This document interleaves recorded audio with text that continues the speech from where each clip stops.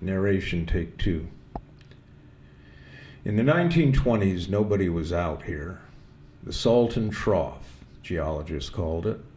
Later, the realtors called it the Desert Empire. But it's not an empire. It's more like a trough, a basin. Scots-Irish came west. They developed the idea, spend winters in the Desert Empire. Wellwood Murray, others. So the more affluent Easterner came west, affluent Canadians, mostly to Palm Springs, but other places too.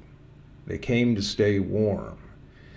Meanwhile, the tribes worked on the land and Mexicans worked on the railroad, and the Scots-Irish worked the borax mines. And others came to grow strawberries and dandelion greens, cucumbers, and whatever would grow. And dates. From Egypt first, planted in Las Cruces, New Mexico, and in the Phoenix area, and Yuma, but they produced lousy dates. The Salton Trough, though, the dates grew well. More were sent from Algeria. These did even better. Date farms grew far as you could see around Indio. Date palms. Now you got strip malls, real estate, development. Date farms where you could walk beneath palm fronds for miles, mile after mile, around what is now Indio. Mexicans worked those farms. They worked everything. They grew everything out there. San Gorgonio Pass, one of the 3 windiest places on Earth. They built wind farms, a big wind farm with ExxonMobil money, token alternatives. A young man out of jail, his name was Moss or Moser, they called him Ricky. He got a job finally, on parole, at the wind farm. He had to climb inside those towers up to the propellers or blades. You got a training course that lasted 3 weeks. You had to climb in those towers with a temperature of 105, sometimes more. There's a gearbox up there at the top, and a brake, and a slow shaft attached to the blades, and a yaw drive. Ricky learned the windmills point into the wind, less turbulence that way. They explained that. A man named Lowry explained that. He taught the course. You made $75 an hour. He told a group of prospective workers that it could be noisy up there and very hot, and the towers swayed. But once up, it wasn't so bad. 3 hours working on the brake or oiling the shaft or replacing the directional solenoid, and you had yourself $225, less taxes.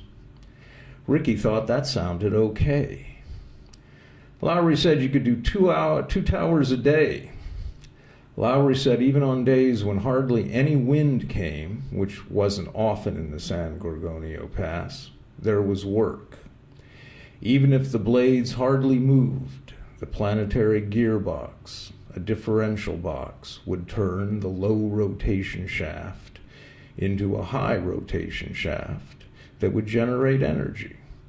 Ricky thought this was a lot to learn, but he liked the idea.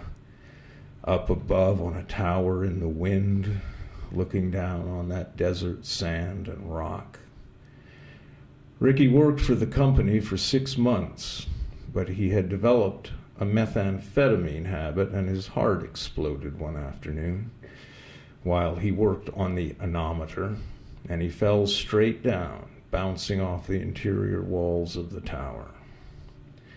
Ricky's father, who he never knew, had come to the Salton Trough, to Riverside first, then down to the Trough to Indio in the 1950s.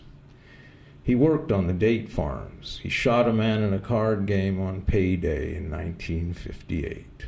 Ricky was only 1. His father was buried out there, but nobody remembers where.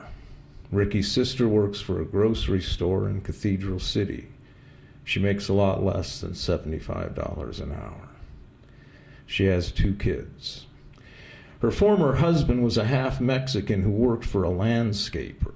They would mow the lawn at the Church of the Sacred Heart in Palm Desert, where President Kennedy came on Sundays when he was in the area fucking some aspiring actress. Ricky's sister's former husband never saw Kennedy, of course, but Chico, the boss of the landscaping business, he pointed to the pew where Kennedy sat.